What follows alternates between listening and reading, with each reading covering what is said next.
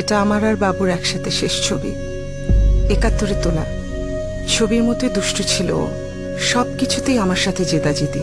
ছেলেগুলোকে বেশি মাথা তুলে রাখো, তোমারই তো ভাই। খুব রাগ হতো। এই ছবিটা তোলার কিছুদিনের মধ্যেই মুক্তিযুদ্ধ শুরু হয়।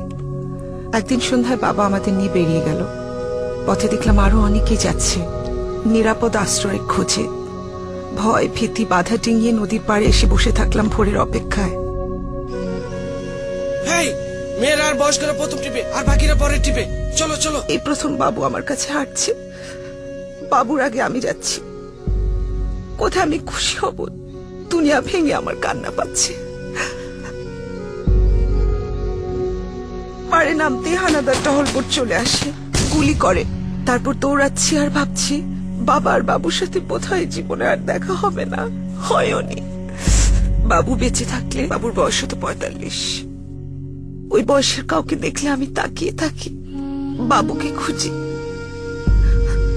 ওর চেহারা কেমন হতো, ওর স্মৃতি কোন দিকে করত, ওর কি কোফ থাকতো, ওর কি বিয়ে হতো, বাবুর বাবুটা কেমন হতো।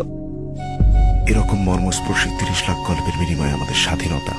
পুরো জাতির সাথে আমরা শ্রদ্ধা জানাই সেই শহীদদের। তোমাদের ত্যাগ প্রেরণা যোগায় সামনে এগোবার। বাংলা লিংক।